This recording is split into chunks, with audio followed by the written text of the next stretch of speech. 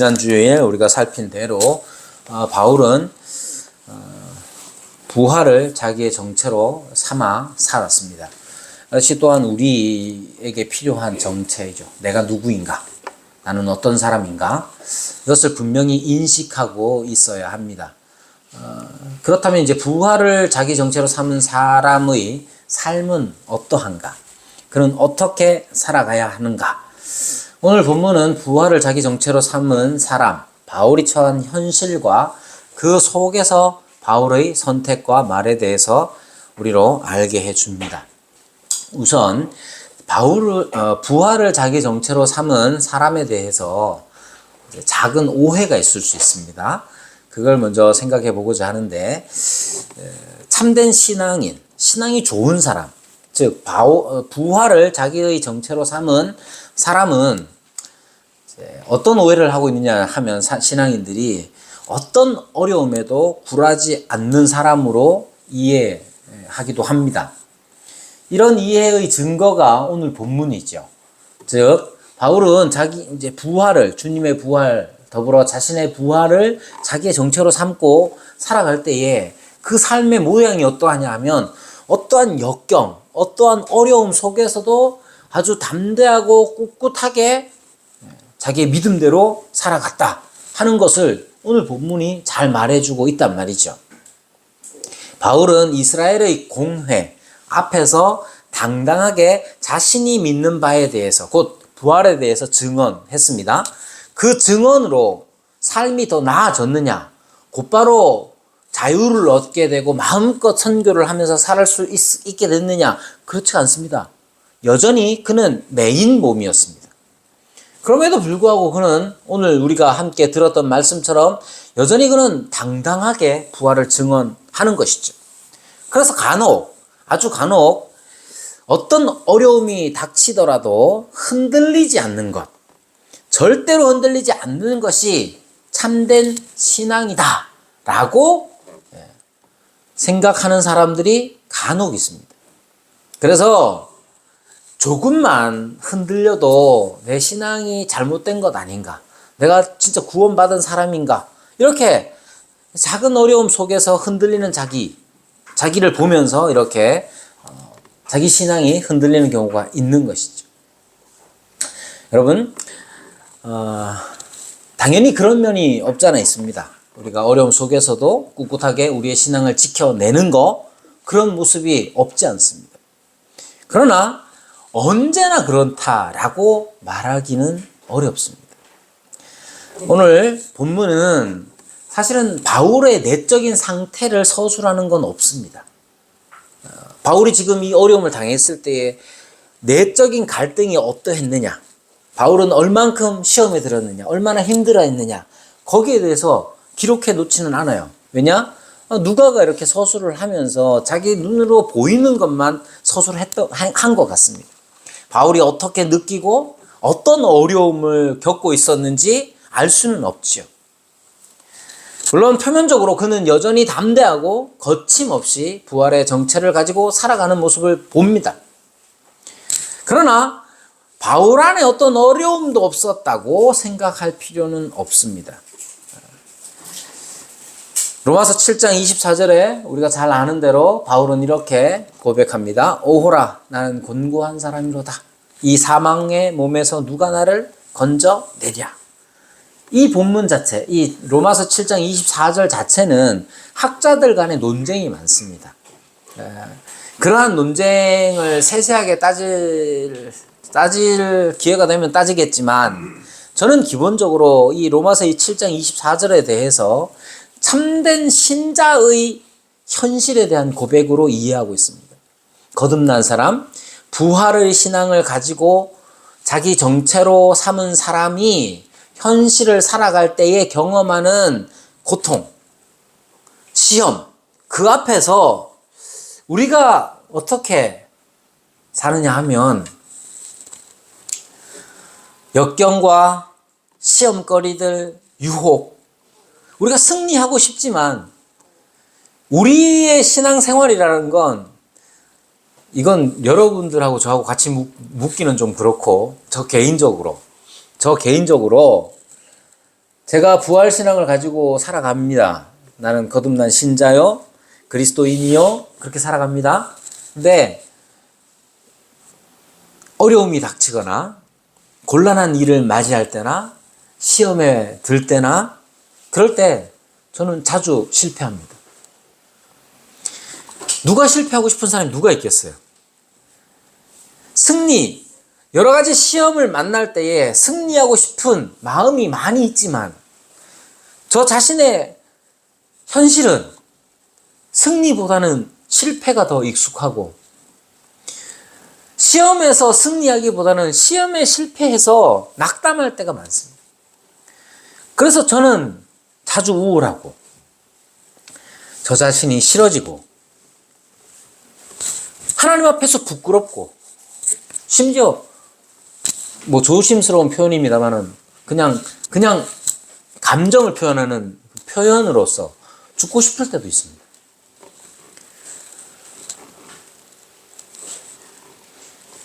분명히 누가가 기록하고 있는 바울의 말과 행동은 부활을 자기 정체로 삼은 사람의 전형입니다. 우리도 이 바울처럼 예수님처럼 그렇게 살아가기를 기도해야 하는 것이죠. 그러나 이러한 바울의 모습이 아무런 고뇌도 없이 내적 갈등도 없이 오로지 참된 신앙의 발로로서 그냥 어떤 어려움 속에서도 탁탁 부활의 신앙이 탁탁 드러났다고 생각할 필요는 없습니다.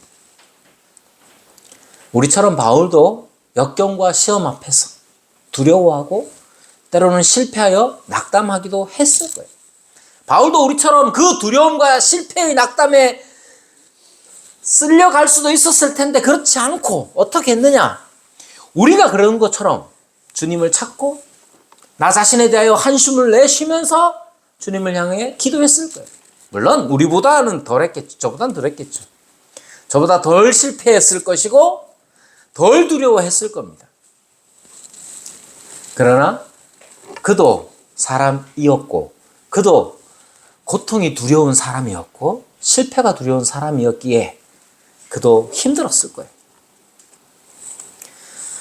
여러분, 우리가 참된 신앙이라는 건 아무런 두려움이 없는 것이라기보다는 그 두려움과 실패 속에서도 주님을 찾는 거예요. 두려움과 실패 속에서, 낙담 속에서 기도하는 것. 그것이 우리가 참된 생명을 가지고 있다는 증거예요. 그러니까 오늘 23장과 24장에서 펼쳐지는 바울의 이 담대한 증언에 대하여 우리는 이러한 모습을 사모하며 우리도 그렇게 되기를 바라는 마음으로 기도하고 선택하고 말하고 행동해야 하지만 혹여 때때로 그렇지 못할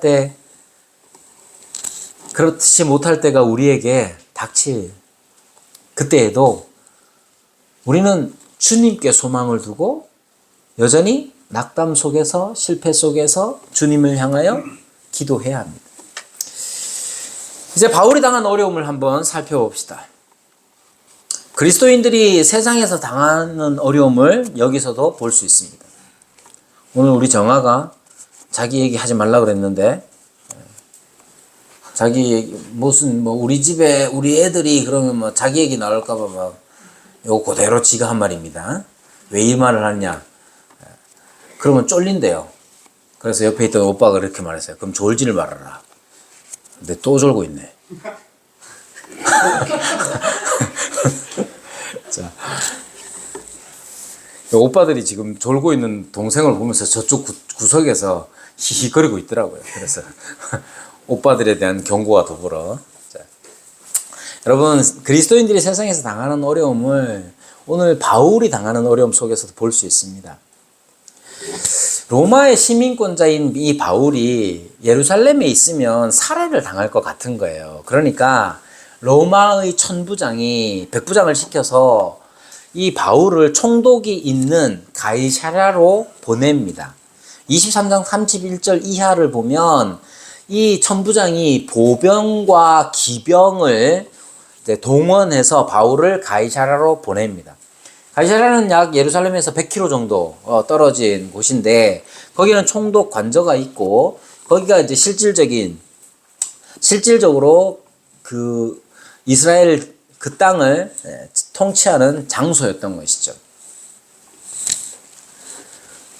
그렇게 이제 사도 바울은 로마 군대의 호위를 받으면서 가이사랴에 도착합니다. 이전에 공회 앞에 섰던 바울은 이제 총독 앞에 서게 되는 것이죠. 이전에 자기가 판단을 받기 위해서 섰던 그 공회, 산헤드린 공회가 이제는 바울을 고발하기 위해서 함께 서 있는 모습을 보게 됩니다.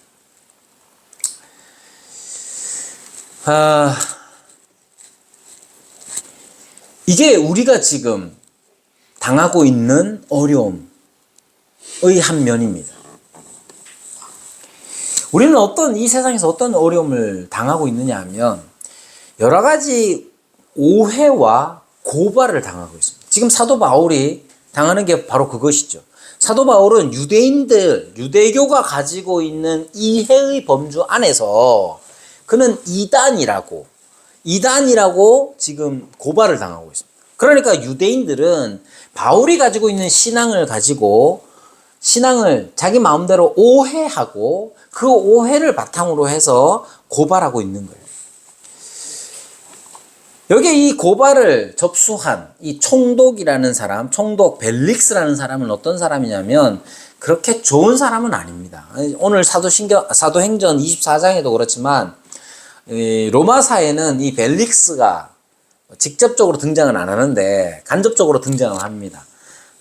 시오노 나나미의 로마인 이야기를 보면 거기에 이제 클라우디우스 황제에 대한 이야기를 다루는 장면이 나오는데 클라우디우스 황제가 꽤나 똑똑하고 또 유명한 황제 중에 한 사람이에요. 근데 이 사람이 또 유명한 것 중에 하나가 있는데 그게 뭐냐? 얼마 전에 이제 우리나라에 유명했던 그 말 중에 하나가 이제 문고리 3인방 이런 말이 있었는데 문고리 3인방처럼 클라우디우스 황제에게는 그 곁에 해방노예 3인이 있었습니다. 이걸로 유명하단 말이에요. 이 해방노예 3인 중에 한 사람이 누구냐면 팔라스라는 사람인데 이 팔라스의 동생이 누구냐? 오늘 나오는 총독 벨릭스예요. 벨릭스는 팔라스라는 클라우디우스 황제의 최측근의 동생이었어요. 그래서 이 사람의 인맥을 통해서 이 유대 총독으로 오게 된 사람입니다. 요세푸스라는 사람은 이 벨릭스를 어떻게 말하느냐면 노예 출신으로 52년부터 유대 총독이 되었다라고 말합니다. 그리고 나나미는 이 팔라스가 자기 권력으로 벨릭스를 유대의 총독으로 갈 수 있게 했다고 말하는 것이죠. 어떻게 왔든지 간에 그게 뭐 인맥을 통해서 왔든 어떻게 왔든 간에 총독으로서 잘하면 될 텐데 벨릭스는 그렇지 못했습니다. 오늘 본문에도 나오지만 그는 유대 여자를 자기 아내로 삼았고 유대 여자를 아내로 삼았다는 건 자기 권력을 이용해서 그렇게 한 거예요.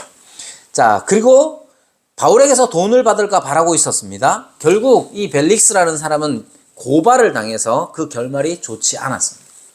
문제는 이 바울이 대제사장과 장로들에 의해 고발을 당하고 그것을 재판하는 사람이 어떤 사람이냐면 탐욕적이고 세속적인 사람이라는 거예요. 지금 우리 현대를 살아가고 있는 그리스도인들이 당한 상황적 어려움이 바로 이와 비슷합니다. 바울이 당하는 어려움 중에 우선 뭐가 있느냐면 오해가 있습니다. 오해. 그렇게 오해하는 사람들은 앞서 말씀드린 대로 대제사장과 어떤 장로들로 대변되는 그런 유대인들이었는데 그들은 바울을 전염병 같은 자로 천하에 흩어진 유대인들을 다 소요하게 하는 자요.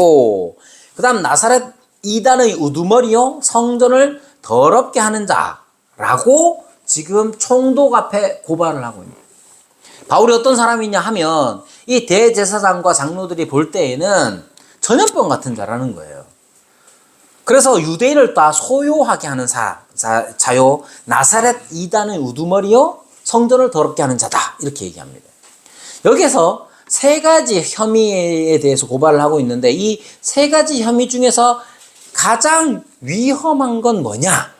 가장 위험한 거, 가장 타격을 심하게 줄 수 있는 게 뭐냐? 나사렛 이단이나 성전을 더럽힌다는 게 아닙니다. 나사렛 이단이라는 건 유대인들에 있어서는 신론에 관한 겁니다. 신론에 관한 것인데 유대인들은 어떤 신관을 가지고 있었느냐 하면 하나님은 한 분이시다 하는 신관을 가지고 있었습니다. 맞죠? 하나님, 장건아, 하나님 몇 분이시고? 그렇지. 장건이도 그렇게 믿어요. 유대인도 이렇게 믿습니다. 그런데 유대인이 하나님은 한 분이시다라고 믿는 것과 지금 창건이가 하나님은 한 분이시다라고 믿는 것은 차이가 있어요. 어떤 차이가 있느냐? 유대인들은 숫자적으로 1, 하나이고 우리가 믿는 한 분이시다 할 때 그 하나는 유일한이라는 의미입니다. 유일한. 즉 우리가 잘 아는 대로 우리는 성자, 즉 예수님을 하나님으로 믿습니다. 예수님을 하나님으로 믿어요. 성령님을 하나님으로 믿는단 말이에요. 그러니까 하나님은 한 분이시다 했을 때에 그 한 분의 의미는 성부와 성자와 성령의 세 위격, 각각의 위격이 하나이시다. 그렇게 존재하시는, 유일하게 그렇게 존재하시는 하나님을 믿는 거예요. 그런데 유대인들은 어떻게 믿느냐 하면 하나님은 한 분밖에 없어. 예수님이 하나님이라 그러면 돼요, 안 돼요? 그럼 하나님 몇 분이 되노? 장건아. 성부, 아버지 하나님도 하나님, 예수님도 하나님, 성령님도 하나님. 장건아, 하나님은 몇 분이시고? 한 분. 그렇지. 아주 알았어. 훌륭합니다. 그런데 유대인들은 하나님이 한 분인데 예수님도 하나님이면 둘이잖아. 이렇게 되면 일신교가 아니라 다신교가 되는 거예요. 그래서 유대인들은 예수님을 하나님이라고 믿는 기독교인들을 이단시했던 거예요. 신론에 있어서 그들은 이단이다 이렇게 했던 겁니다. 그래서 그들이 기독교를 어떻게 말하고 있느냐면 나사렛 이단 이렇게 얘기합니다. 나사렛 이단. 아니 왜 예수 이단 이렇게 하면 되지 왜 나사렛 이단이라고 하느냐? 그건 기독교를 폄훼하기 위해서 하는 말입니다. 어떻게 폄훼하느냐? 야, 너네가 하나님이라고 믿는 그 예수, 그 사람 어디 있었어? 예수님의 고향이 어디예요? 나사렛입니다. 근데 뭐 태어난 곳을 고향으로 치면 베들레헴이겠지만 베들레헴에서 태어나셔서 잠시 헤롯을 피하여서 애굽으로 가셨다가 돌아오셔서 어디에 가셨느냐? 나사렛에서 사셨어요. 그래서 나사렛에서 살았단 말이야. 나사렛에서 자랄 때 창건이처럼 축구를 좋아했겠습니까? 안 했겠습니까? 예수님이. 축구 같은 걸 좋아하셨겠어요? 안 좋아하셨겠어요? 좋아했어요. 그래. 창건이처럼 축구도 좋아하고 뭐 수영도 좋아하셨을 거예요. 자, 그리고 창건이처럼 밥도 먹고 창건이처럼 화장실도 가고 그랬을 거란 말이에요. 예수님의 동생들도 거기에서 자랐죠. 그러면서 예수님에 관하여서 누구보다도 잘 아는 사람들이 누구냐? 나사렛 사람들이야. 예수님은 나사렛에서 먹고 자고 표현이 좀 못하지만 싸고 놀고 그렇게 사셨단 말이에요. 그러니까 그렇게 살았던 그가 하나님이라는 사실을 믿는 건 이상한 일인 거죠. 그래서 야, 이단은 이단인데 예수교 이단 이렇게 말하지 않고 나사렛 이단이라고 하는 건 대단히 낮춰 부르는 거예요. 저것들은 저 사람, 태어나가지고 어릴 때부터 자랐던 그 동네 알을 가지고, 그 동네 사람을 가지고 하나님이라고 믿는 저것들이라는 뉘앙스로 나사렛 이단이라고 하는 거예요. 그들은 또한 바울이 성전을 더럽힌다고 합니다. 이건 전적으로 오해였죠. 바울을 죽이려는 빌미에 불과했던 거예요. 그래서 이러한 이 두 가지 사항은 사실 유대인들에 관한 것이라서 총독에게 올 필요가 없어요. 총독에게 올 필요가 없어요. 자기들이 해결하면 되는데 사도 바울이 부활을 증언하느라고 자기네들끼리 분쟁이 일어나가지고 일 처리를 못했으니까 온 거예요. 그래서 와서 뭘 얘기하느냐 하면 5절에 나오는 것처럼 이 사람은 전염병 같은 사람이다. 이 사람은 어떤 사람이냐 하면 5절에 천하에 흩어진 유대인을 다 소요하게 하는 자다. 여기서 제일 중요한 단어, 핵심적인 단어가 소요입니다. 소요. 이 소요는 로마의 권력이, 로마의 제국 권력을 가장 자극시키는 단어가 바로 소요였습니다. 소요. 로마 제국은 힘으로 그 지중해 일대와 갈리아를 비롯해서 이쪽에 페르시아의 접경까지 다 힘으로 다 정복한 곳이었어요. 그래서 힘으로 모든 민족과 모든 나라들을 짓누르고 있었습니다. 그걸 다르게 표현하면 뭐라고 그러냐? 팍스 로마나, 즉 로마의 평화라고 그런단 말이에요. 왜 로마의 평화라고 그러냐면 다른 종족들, 다른 부족들, 다른 민족들끼리 싸움이 일어나지 않아요. 왜? 로마가 다 때리고 있었거든. 그런데 하나하나씩 분란이 일어나고 소요가 일어나면 제국 자체가 흔들리잖아요.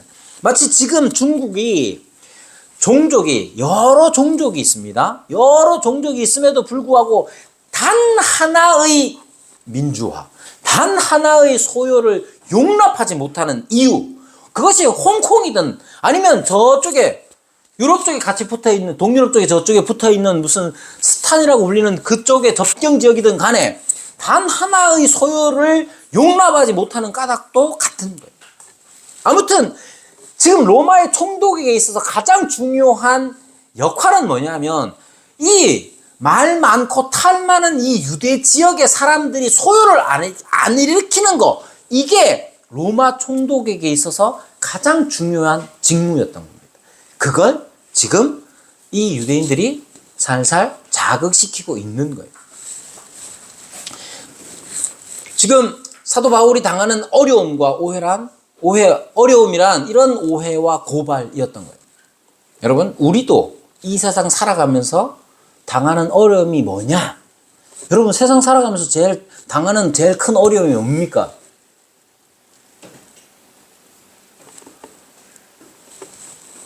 뭔 것 같아요, 여러분? 우리 애들은 휴대폰 없는 거, 뭐 이런 걸 수 있겠죠. 또는 여기에 가장인 분들은 집에 식구들을 먹여 살리는 거, 어려움 있을 수 있죠. 다 그럴 수 있습니다. 그러나 신앙인으로서 우리가 당하는 어려움이 뭔지를 한번 생각해 봐요. 여러분은 신앙인으로서 신앙인의 정체성, 부활의 정체를 가지고 이 세상을 살아가야 하는데 그때 당하는 어려움이 뭔 것 같아요? 사실은 제가 그냥 좀 과하게 표현하면 신앙 때문에 어려움 당하는 사람 거의 없어요. 우리가 믿는 부활 때문에 어려움 당해봤습니까? 그럼 나중에 맞추고 얘기해 주세요. 어떤 어려움 당했는지. 여러분이 부활 때문에, 여러분이 믿는 우리 주 예수 그리스도에 대한 믿음 때문에 어떤 어려움을 당했습니까? 그냥 자기가 좀 더 잘 먹고 잘 살기 위해서 거짓말하고 자기가 좀 더 편하게 살기 위해서 연차 막 쓰고 눈치 보고 그런 거 말고 우리가 진짜로 우리의 정체라고 할 수 있는 부활 때문에 당해봤냐 이 말이에요. 좀 과하게 표현하는 겁니다. 지금 사도 바울이 당하는 이 오해와 어려움은 그것과 관련되어 있어요. 사도 바울이 얼만큼 돈을 많이 벌었느냐, 사도 바울이 얼만큼 교인들을 많이 모았느냐, 이런 걸로 당하는 게 아니잖아요. 사도 바울이 지금 가지고 있는 어려움은 자기의 믿음의 내용에 관한 것이었습니다. 우리가 세상을 살아갈 때도 우리는 그런 어려움을 당할 수 있어야 됩니다. 근데 대부분 신자들이라고 하는 사람들이 당하는 어려움이라는 게 뭐냐 하면 그것과는 좀 다른 것 같아서 한번 생각해 보실 필요는 있습니다. 다만 이제 원론적으로 얘기했을 때 세상의 사람들은 우리를 오해하고 고발합니다. 어떤 점에서 그러냐면 우리의 믿음 때문에 그렇습니다. 사실 고대로부터 무신론자들은 있었습니다. 근데 고대의 무신론자들의 특징은 뭐냐 하면, 야, 신은 없어! 이런 것보다도 에피크로스나 뭐 스토아도 마찬가지인데, 특히 에피크로스 같은 그러한 학파들에서, 사상들에서는 실질적인 무신론자들이었어요. 신이 없다고 말할 수는 없지만 신이 있으나 마나예요. 신은 저 하늘에 있고 저 높은 곳에 있어서 이 땅에 우리에게 아무런 관심이 없다고 생각했던 거예요. 그게 이제 실질적인 무신론자죠. 현대에 이르기까지 무신론 철학은 계속되어 왔습니다. 현대 직전까지, 근대까지 그들이 가지고 있었던 가장 큰, 무신론자들의 가장 큰 어려움은 뭐냐 하면 무신론 증명이었어요. 신이 없다는 걸 증명해내야 돼요. 신 존재 증명이라는 건 많습니다. 우주론적 논쟁, 뭐 도덕론적 논증 뭐 많이 있는데, 신이 없다는 논증 자체는 없는 걸 어떻게 증명해내느냐는 거죠. 그래서 어려웠어요. 그래서 현대까지 성공적인 무신론 철학이라는 건 사실 좀 어려웠습니다. 근데 현대에 이르러서는 어떻게 무신론자들이 변하느냐 하면, 야, 신이 있으면 네가 손해야, 이렇게. 어떻게 손해냐 하면, 야, 신이 뭐 하는 존재 같아요? 신을 어떻게 신은, 우리가 믿는 하나님은 어떤 분입니까? 장관아, 하나님 어떤 분이시고, 전지하시고, 전능하시고, 모든 걸 아시죠? 모든 걸 하실 수 있죠? 그래서 모든 걸 아신대. 그래서 장관이가 잘못한 거 아시겠나 모르시겠나? 알죠. 그럼 좋아? 아니요. 그래서 이런 느낌이에요. 신을, 우리가 믿는 하나님을 빅브라더처럼 감시하고 처벌하는 존재로 신을 만들어버립니다. 현대 무신론자들이 하는 방식이 어떠냐? 무신론 철학이라는 건 신이 없음을 논증해야 되는데 그거 자체가 어려운 일이잖아요. 그건 불가능해요. 그러면 유신론 논증은 좀 더 우리의 그 정서에 잘 맞기 때문에 그렇게 얘기하면 이건 되는데, 무신론 논증은 좀 더 어렵습니다. 그래서 현대의 무신론자들은, 야, 신이 있으면 손해야. 신은 어떤 존재냐? 우리를 감시하고 우리를 처벌하는 존재야. 빅브라더처럼. 그렇기 때문에 그러한 신은 없는 게 나아, 이렇게 얘기한단 말이야. 거기에 더 그런 신이 있다면 그건 인간의 자유를 침범하고 사람들을 부추겨서 전쟁이나 학살이나 혐오를 조장시키는 존재가 바로 신이야 라고 말한단 말이에요. 그럼 어떻게, 사람들이 어떻게 생각하겠어요? 그런 신은 없는 게 나아, 이렇게 나가는 거예요.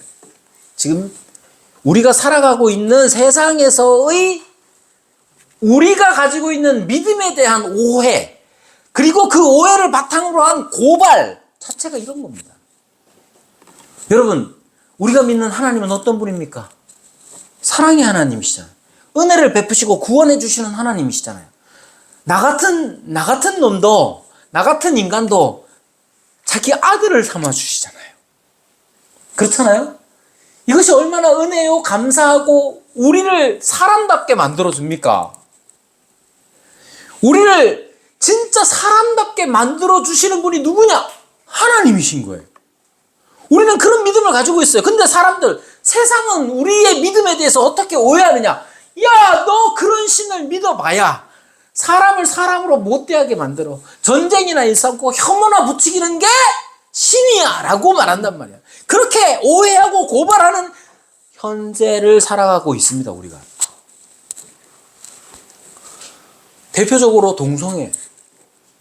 여러분, 동성애는 죄입니다. 저는 분명히 그렇게 믿습니다. 사람들은 어떻게 얘기하느냐? 동성애를 죄라고 말하는 것은 소위 그런 성적 지향을 가진 사람들을 죽이는 거야 라고 말하면서 우리를 고발합니다. 삼위일체로 계시는 한 분 하나님을 믿는 그 믿음이라는 건 너무나 배타적이야. 그래서 다른 것들은 다 싹 다 쓸어버려야 하는 거야. 그래서 기독교가 전쟁을 좋아해 라는 식으로 우리를 오해하고 우리 신앙을 오해하고 고발한단 말이에요. 더 나아가서 이 오해와 고발에 대해서 누구에게서 심판을 받습니까? 마치 대제사장들과 부활을 믿지 않는 대제사장들과 장로들이 벨릭스라는 세속적이고 탐욕적인 자에게 가서 심판을 받으려고 했던 것과 같이 지금 우리를 오해하고 고발하는 세상은 누구에게 심판을 받느냐 하면 같은 세상에서 심판을 받습니다. 문제는 뭐냐? 우리 기독교인들도 우리 믿음의 사람들조차도 우리가 마치 세상 앞에서 세상의 좋은 판단을 받기 위해 애써야 하는 것처럼 여긴다는 거예요. 이들은 이 대제사장들과 장로들은 이 로마의 총독이 모든 것을 알고 있기 때문이거나 모든 것을 알 수 있거나 아니면 가장 선하거나 가장 정의롭기 때문에 벨릭스에게 찾아간 게 아니에요.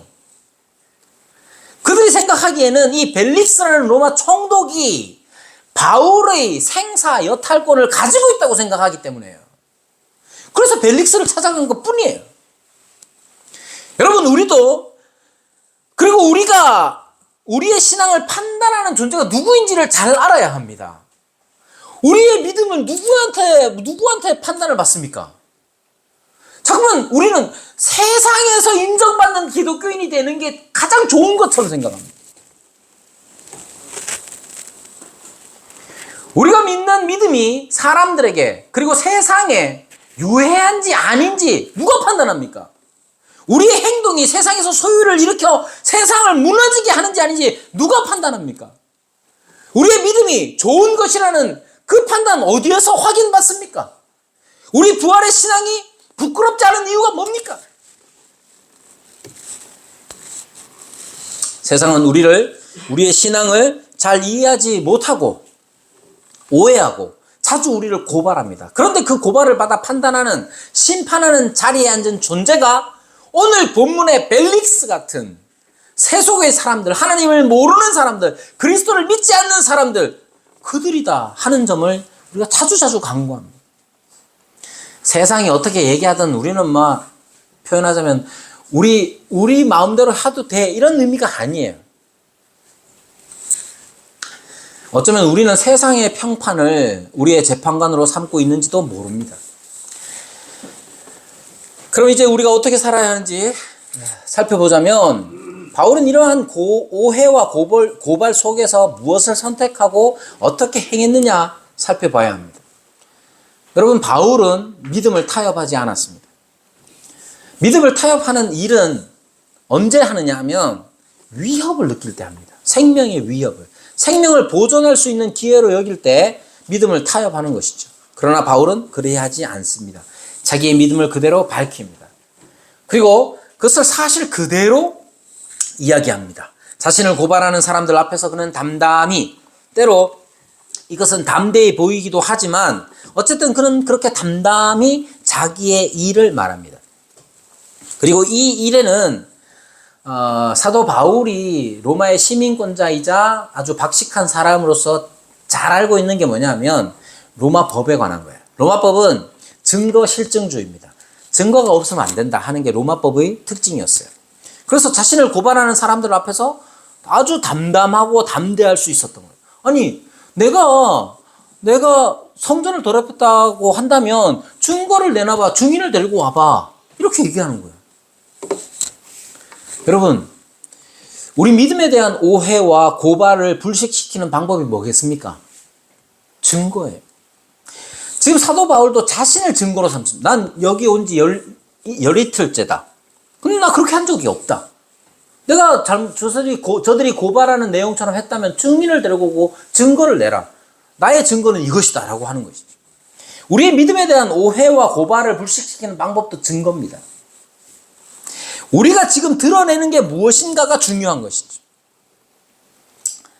여러분, 세상에서 우리를 오해하고 고발하는 거는 다 어느 정도 증거를 가지고 하는 일이에요.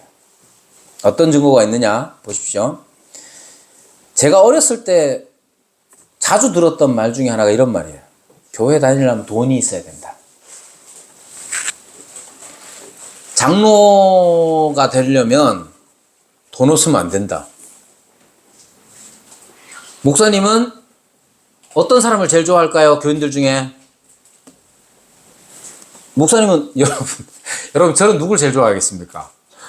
예? 장건이 오해입니다. 누굴 제일 여러분 목사가 누굴 제일 좋아할까요? 자기한테 잘해주는 사람 제일 좋아합니다. 돈으로 자기한테 잘해주면 제일 좋아합니다. 제가 그렇다는 게 아닙니다. 오해하지 마세요. 여러분 이런 말 들으면 다 대부분 다 그래 그렇지 하잖아요. 그게 우리의 증거입니다. 여러분 우리 교회의 증거는 뭡니까? 돈 없으면 장로 못 돼. 돈 없으면 그의 나라 교회에서는 대접을 못 받아. 누가 그러면 여러분들 뭐라고 말하겠어요? 여러분 뭐라고 말하겠어요? 아닌데 우리 교회는 안 그런데 그럴 거 아니에요. 우리에게 필요한 건 그런 거예요. 누군가가 헌금을 많이 했기 때문에 교회에서 헌금을 막 몇 억을 하고 막 교회 건물을 자기가 다 지었어. 그럼 그 사람 뭐 합니까? 교회 주인 노릇합니다.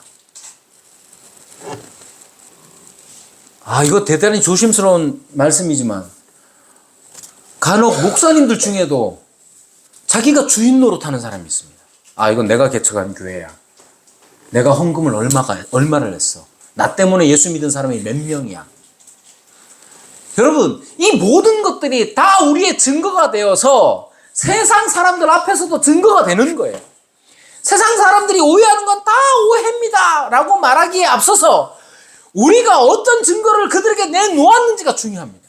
그리고 무엇보다 중요한 건 어떤 오해 속에서도 그의 나라 교회는 그러한 오해의 증거들이 다 올바른 증거로 불식되는 그것이 중요한 것이죠. 이 점이 중요합니다, 여러분.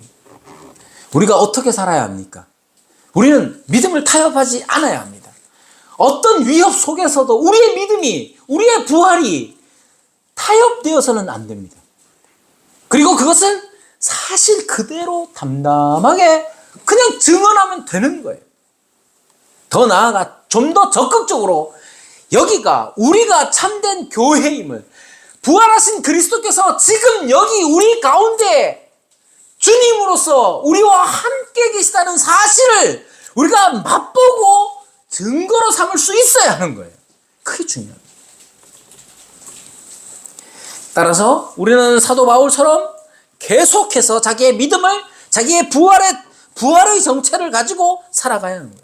바울은 곧 풀려나지 않습니다. 증거가 없음에도 불구하고 그는 당장의 자유의 몸이 되는 건 아니에요. 27절에 보면 이태가 지는 시점을 이야기합니다.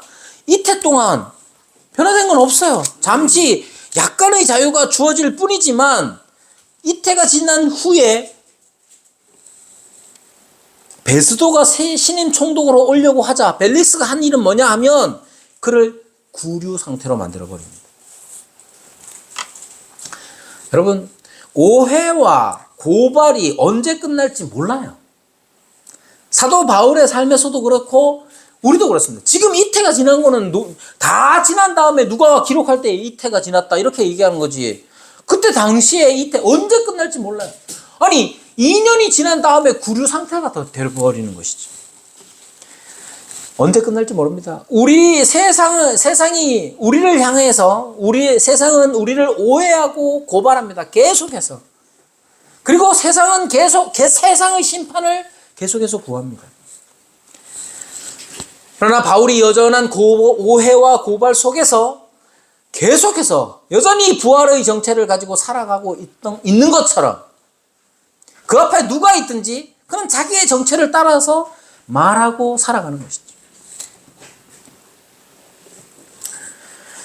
이것이 우리에게 필요한 겁니다. 벨릭스는 그가 자기 민족을 구제할 것과 재물을 가지고 온 것을 알고 있었기 때문에 자주 불러서 이야기를 들었다. 즉 사실 돈을 바란 거예요. 얘 돈을 좀 주면 내가 풀어줄 텐데 이 여지를 가지고 계속해서 자주 불렀던 거죠. 여전히 그 바울은 참된 자유를 누리지 못하고 있었던 것입니다. 이 세상이 여전합니다. 주님 오실 때까지 세상은 좋아지지 않습니다. 그런 세상 속에서 우리를 부르신 주님의 은혜에 감사하며 우리는 부활의 삶을 살아야 하는 것이죠.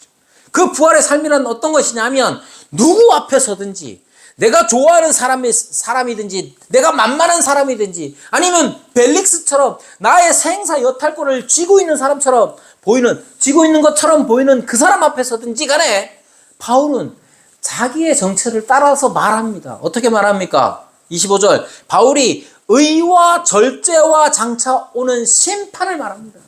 이게 부활의 정체를 가지고 있는 사람의 삶의 마리오 태도인 것이죠. 의가 뭡니까? 의. 무엇이 옳으냐 했을 때 대단히 관계적입니다. 지금 이 수아는 올바른 의롭게 지금 의롭게 앉아 있느냐? 그렇지 못해. 왜? 졸고 있거든. 예비 시간 졸면 되나? 의롭지 못한 거야. 왜 그렇습니까? 하나님께서 우리 가운데 오시기 때문에 그렇죠. 자, 여러분, 의라는 건 관계적입니다. 관계적이에요. 대단히 관계적입니다. 그래서 의라는 건 하나님 앞에 올바른 태도를 취하는 것과 관련이 있는 겁니다. 절제는 그 하나님과의 관계를 위한 구체적인 삶의 지혜를 말하죠. 그리고 장차 오는 심판이란 우리 부활의 완성을 의미하는 것이고 또한 이 절제의 삶에 완성되는 것입니다.